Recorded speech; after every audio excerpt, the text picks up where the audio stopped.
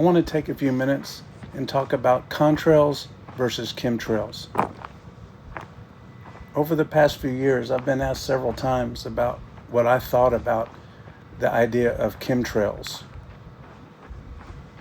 Even recently, I was renting some equipment, and the guy behind the counter was talking about how they were spraying us yesterday, and that he felt the sun was hotter and created clouds and whatnot. So I wanted to take a little bit of time and thoughtfully go through the ideal of chemtrails, what is the belief behind them, and what are contrails and what's actually going on up in the sky.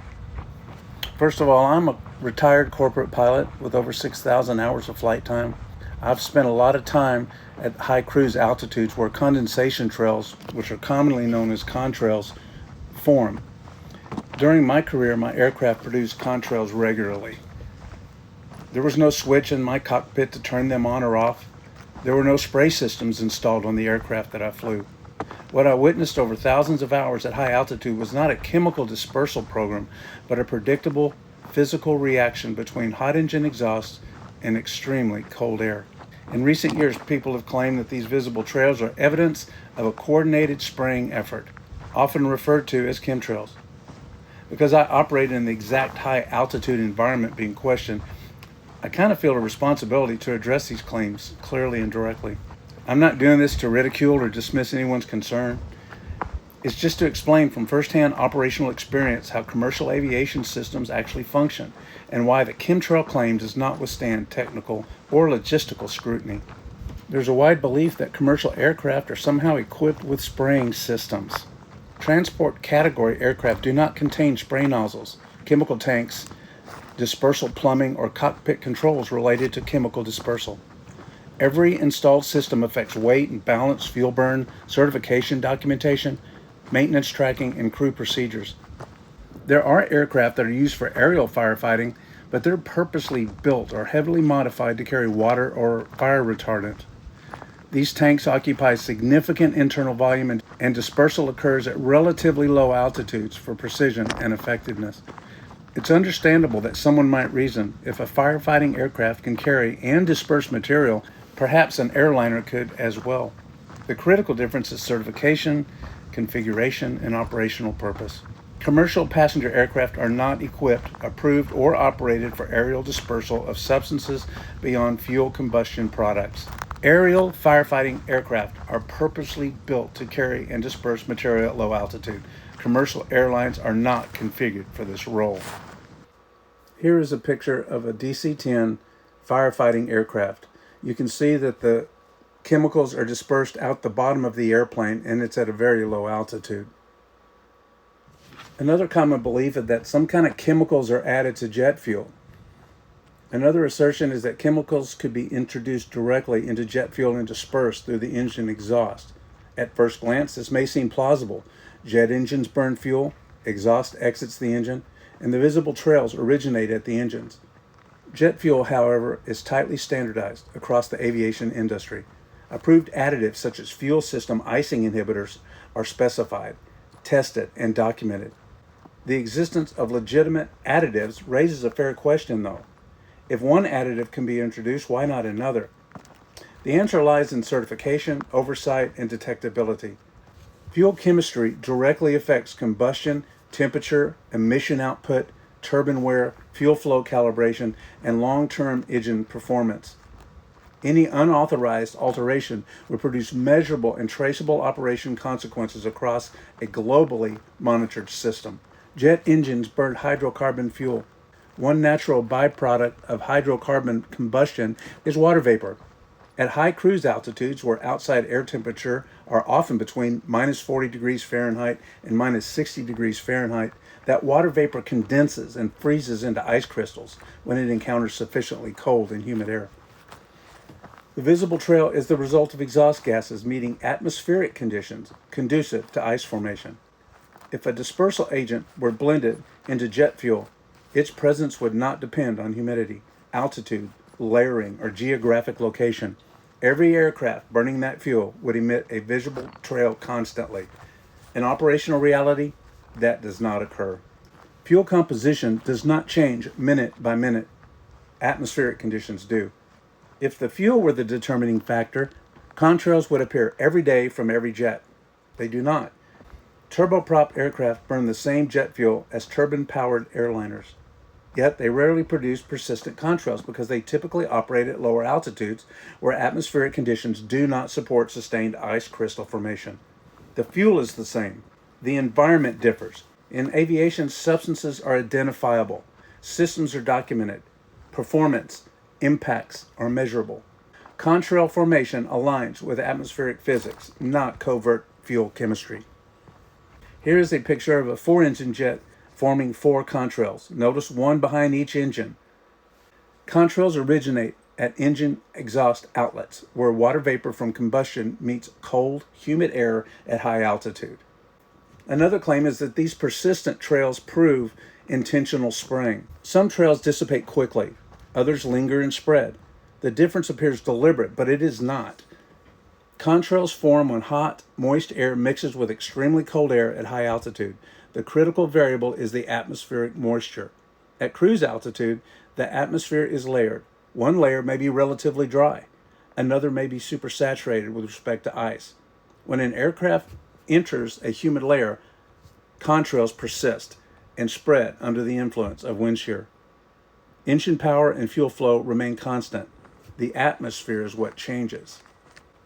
Here's a picture that I took of several contrails that have dissipated and spread out to actually form cirrus clouds. These persistent contrails can spread and evolve into thin cirrus layers when atmospheric conditions support ice crystal persistence. Let's talk about the environmental considerations. There's an ongoing scientific research examining whether persistent contrails may influence atmospheric conditions by contributing to high-altitude cirrus cloud formation. These studies focus on the radiative balance, how certain cloud formations may trap outgoing heat or reflect incoming sunlight, and are openly discussed within atmospheric science literature. Any potential climatic effect of contrails is understood as an unintended byproduct of high-altitude combustion, not as evidence of a deliberate chemical dispersal. Environmental impact research and conspiracy claims are separate discussions. Let's talk about fuel dumping. Occasionally, videos circulate showing aircraft releasing what appears to be a visible stream behind it. This is often cited as proof that aircraft are capable of dispersing substances in flight. The phenomenon most often depicted is fuel jettison. On aircraft equipped with this capability, jettison hardware is integrated into the fuel system. Its use, however, is not routine. It is an emergency procedure outlined in the aircraft emergency checklist. Not all jets have fuel jettison capability. Many aircraft do not require it because their maximum takeoff and landing weights are closer together. Some long-range aircraft are designed with a significant difference between maximum takeoff weight and maximum landing weight. In the event of a return shortly after departure, the aircraft may be too heavy to land safely without structural stress.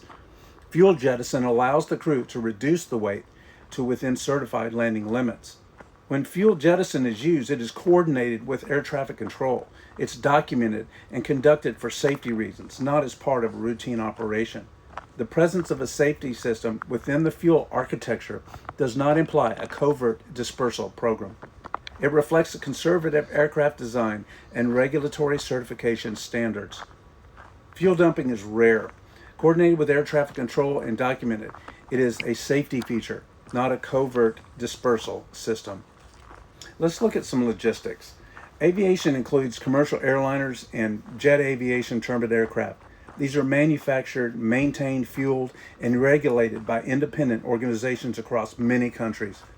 Sustaining a covert dispersal program would require coordination across manufacturers, fuel suppliers, regulators, airlines, corporate flight departments, charter operators, mechanics, and pilots without a documented whistleblower, technical manuals, or verified sampling evidence. The larger the system, the more points of failure it contains.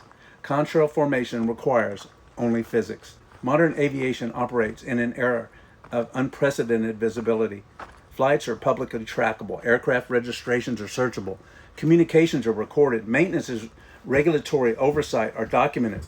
In my own experience, I have photographed contrails and cross-referenced them with publicly available flight tracking data. This is a picture I took of a jet flying over, obviously producing contrails. I took the picture below off Flight Radar 24.